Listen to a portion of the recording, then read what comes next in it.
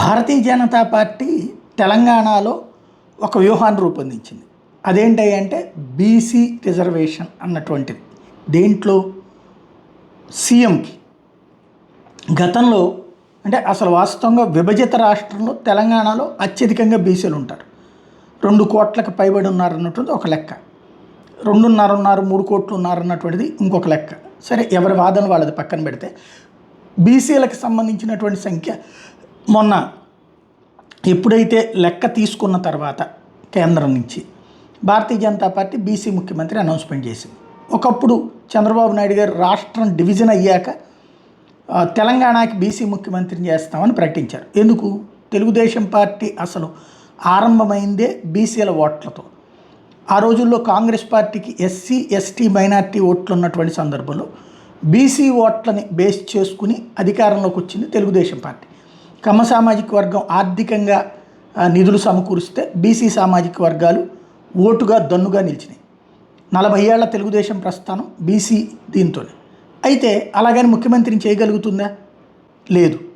కానీ ఆ వర్గాల్లో పట్టు ఉంటుంది కాబట్టి విడిపోయింది. కాబట్టి రాష్ట్రం తెలంగాణకు బీసీ ముఖ్యమంత్రి అని కృష్ణయ్య పేరు తీసుకొచ్చింది, ముందు పెట్టింది. బట్ ఆనాటి పరిస్థితుల రీత్యా అందులో స్టేట్ డివిజన్ అయిన టైం కాబట్టి సాధ్యం కాలేదు. కానీ స్టేట్ డివిజన్ అయిన అంతటి క్లిష్ట పరిస్థితులలో కూడా, ఎస్పెషల్లీ ఆంధ్ర మీద ద్వేషంతో రాష్ట్రం విడిపోయిన పరిస్థితుల్లో కూడా తెలుగుదేశం బీజేపీ కూటమికి 20 సీట్లు ఇచ్చారంటేనే బీసీ ఓట్ బ్యాంక్ బలం ఎంతో తెలుస్తుంది. 20% ఓట్లు అన్నటువంటిది కూడా ఆ బలానికి ఒక సంకేతం. అలాంటి సిచ్యుయేషన్ని గమనించిన తర్వాతనే బీసీ నినాదానికి సంబంధించి నెక్స్ట్ ప్లాన్ చేసుకోవాలి.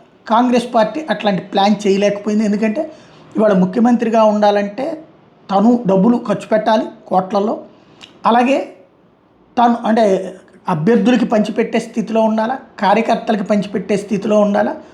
కనీసం ఒక 10,000 కోట్ల రూపాయలు ఖర్చు పెట్టగలిగినటువంటి వాడే ఇవాళ రోజున ముఖ్యమంత్రి అభ్యర్థిగా పనికొస్తాడు అన్నది కాంగ్రెస్ పార్టీనే కాదు అన్ని పార్టీల ఆలోచన. సరే, తెలుగుదేశం బీజేపీ ఇట్లాంటి వాళ్ళు వాళ్ళ దగ్గర ఉన్నటువంటి వాళ్ళలో ధనవంతులు చూస్తారు. కాంగ్రెస్ పార్టీకి అట్లాగా బీసీలలో అంత ఖర్చు పెట్టగలిగి ప్లస్ చెరిష్మాటిక్ మళ్ళీ అదొకటి కూడా ఉండాలి. అలాంటి సిచ్యుయేషన్ దగ్గర కాంగ్రెస్ ఆలోచన రెడ్డి సామాజిక వర్గం మీదకే మళ్ళీంది, అంతవరకే నడిచింది. భారతీయ జనతా పార్టీ మొదటిసారి ఆ ప్లేస్ని ఆక్యుపై చేసుకోవడం కోసమే బీసీ ముఖ్యమంత్రి అన్నటువంటి నినాదాన్ని తీసుకుంది. ఇప్పుడు భారతీయ జనతా పార్టీకి చెక్ పెట్టడం కోసమే రేవంత్ రెడ్డి ఈ కొత్త ఎత్తుగడ 42% రిజర్వేషన్. వాస్తవంగా అది అమలు కాదు. ఎందుకంటే సుప్రీంకోర్టు తీర్పు రాజ్యాంగానికి విరుద్ధంగా చేయడానికి లేదని తేల్చి చెప్పేసి, రాజ్యాంగం ప్రకారం రిజర్వేషన్లు 50% దాటడానికి వీలేదని అంబేద్కర్ గారు రాసిన రాజ్యాంగంలోనూ వెంటనే సాధారణంగా తమిళనాడులో అట్టుంది, లేకపోతే ఈశాన్య రాష్ట్రాలు అట్టుందంటే అప్పుడు దాంట్లో అప్పుడే మెన్షన్ చేయబడింది ఏ చోట్ల ఎట్లా అన్నట్టు. దాంట్లో తమిళనాడుది రాజ్యాంగ సవరణ చేసింది కాంగ్రెస్ టైంలోనే చేసి ఎందుకు ఇచ్చారు? ఆ రోజున కాంగ్రెస్ పార్టీకి క్రైసిస్లో ఉన్నటువంటి సందర్భంలో తమిళనాడు అవసరాన్ని దృష్టిలో పెట్టుకుని చేశారు. ఇప్పుడు అట్లాంటి రాజ్యాంగ సవరణ మరి దేశవ్యాప్తంగా ఎందుకు చేయలేదు? సుదీర్ఘకాలం పాటు దేశాన్ని పరిపాలించింది కాంగ్రెస్ పార్టీనే కదా. మరి బీసీ రిజర్వేషన్ అప్పుడే ఎందుకు చేయలేదు? లేదు కుల ప్రాతిపదికన రిజర్వేషన్ అప్పుడే ఎందుకు చేయలేదు? అసలు రాజ్యాంగాన్ని తీసుకొచ్చింది మేమే అంటది కదా, మరి రాజ్యాంగంలో అట్లా ఎందుకు రాయలేదు? ఇవన్నీ చర్చ చేస్తే బోల్డ్ అంత ఉంటుంది. కాబట్టి అది వల్ల కాలేదు. ఇప్పుడు భారతీయ జనతా పార్టీ ఆ నినాదం తీసుకుంది కాబట్టి ఇప్పుడు 42% రిజర్వేషన్. ఇది జరగదు, కేంద్రాన్ని పంపించేసాం, తాంబూలాలు ఇచ్చేసాం, ధనుజావండి అన్నట్టు ఉంటుంది. ఇప్పుడు దానికోసం మళ్ళీ ఢిల్లీలో పోరాటాలు, వచ్చే నెలలో ఏదో భారీ ఎత్తున సమరము, పోరాటము. ఇవి ఇక్కడ బీసీ ముఖ్యమంత్రి అంటే సాధికారత అంటే ఏంటి? రాజ్యాధికారం. రాజ్యాధికారం దేంట్లో ఉంది? ఎమ్మెల్యేలో అయితే ఫర్ ఎగ్జాంపుల్ ఆంధ్రాలో కమ్మలకి తక్కువ లేదు, కాపులకి తక్కువ లేదు, ఎస్సీ ఎస్టీలకు ప్రతి రాష్ట్రంలో కూడా ప్రతి రిజర్వ్డ్ ఉంటాయి. మరి రాజ్యాధికారం వచ్చేసినట్ట. రాజ్యాధికారాన్ని దేన్ని చూస్తున్నారు, ఎందులో చూస్తున్నారు? రాజ్యాధికారం అనేటటువంటిది పర్టికులర్గా అక్కడ చూస్తున్నారు, ముఖ్యమంత్రి పదవి దగ్గర చూస్తున్నారు.